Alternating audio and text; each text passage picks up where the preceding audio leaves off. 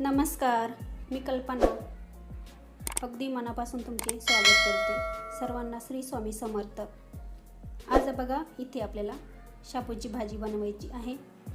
गावरान शापू आहे, ही खूप छान असा सुगंध येतो। स्वच्छ निवडून घेतलेली आणि बारीक बारीक चिरून घेतलेली आणि 2-3 पाण्याने धुवून पण घेतलेली आहे। त्याच्यासाठी इथे मी अख्ख्या लाल सुक्या मिरच्या वापरलेल्या आहे आणि थोडा लसूण आपल्याला खलबत्त्यामध्ये बारीक असा ठेचून घ्यायचा आहे। बघू शकता इथे बारीक करून घेतलेलं आहे। जास्त पण साहित्य नाही वापरायचं, आपल्याला झटपट होणारी भाजी आहे। आता इथे बघा मुंगाची डाळ मी 10 ते 15 मिनिटं पाण्यामध्ये भिजत ठेवली होती। आता डाळ पण छान भिजलेली आहे। आता ती आपण परत त्याच्यातलं पाणी काढून टाकूया। हे बघा छान भिजलेली डाळ।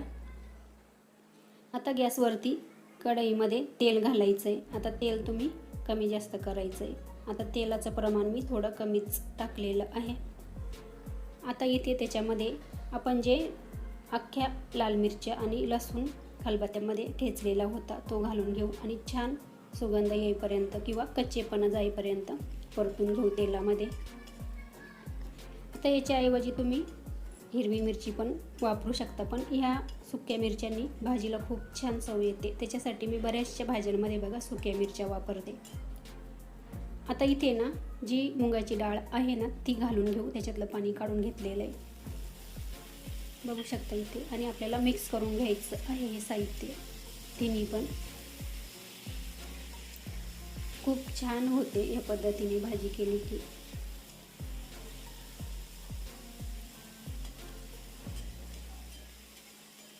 गॅस आपल्याला एकदम मीडियम ठेवायचा आहे, मोठा नाही ठेवायचा गॅस, म्हणजे छान आपली डाळ पण वाफते आणि भाजी पण वाफेल। आता याच्यावरती आपण जी बारीक चिरलेली शापू आहे ती घालून घेऊ। हे बघा मी पहिलेच ती स्वच्छ धुवून ठेवली होती, त्यातलं पाणी बरंचसं निथळून गेलेलं आहे। आता इथे काय करायचं आहे आपल्याला, भाजी ना लगेच अशी खालीवर नाही करायची, तिची ती थोडीशी 2 मिनिटं बसू द्यायची खाली, नंतर आपण एकजीव करून घेऊ। आता इथे बघा आपण आता थोडीशी खालीवर करून घेऊ। हे बघा खूप छान लागते, थोडीशी अशी लाल आखी मिरची टाकली की। आता इथे ना मिरच्या तुम्ही कमी जास्त करायच्या आहे। आता आपण इथे काय करू, मिक्स झाल्यानंतर लगेच याच्यामध्ये ना चवीनुसार मीठ घालून घेऊ। भाजी थोडीशी शिजलेली आहे, 2-3 मिनिटं मीठ पण घातलेलं आहे। आपण आता एकजीव करून घेऊ। अगदी 5 ते 7 मिनिटांमध्ये भाजी तयार होते, काही जास्त वेळ नाही लागत। आणि डाळ मी 10 ते 15 मिनिटं भिजवून घेतलेली आहे, नाही भिजवली तरी पण चालते।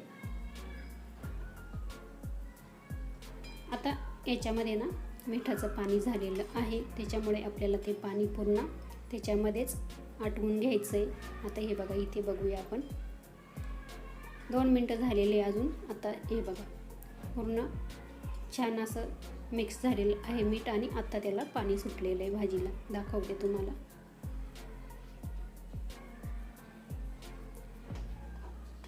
बघू शकता इथे बघा मिठाचं पाणी झालेलं आहे।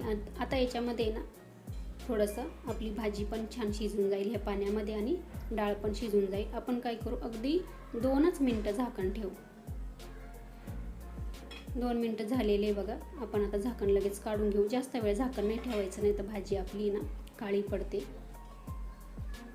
बघू शकता इथे बघा छान भाजी झालेली आहे आणि पाणी पण पूर्ण आटलेलं आहे आणि भाजीमध्येच ते पाणी आटू द्यायचं। तयार झालेली आपली मुगाची डाळ घालून शापूची भाजी। हे बघा पाणी पण आटून गेलेलं आहे, झटपट झालेली आहे, काही वेळ नाही लागत। आता इथे बघा डाळ पण शिजली का नाही ते पण बघू आपण। हे बघा इथे ना डाळ पण छान शिजलेली आहे, बघू शकता। आणि पालेभाज्या जास्त शिजवायच्या नाही। चला भेटूया आपण नवीन एक व्हिडिओमध्ये, तोपर्यंत धन्यवाद।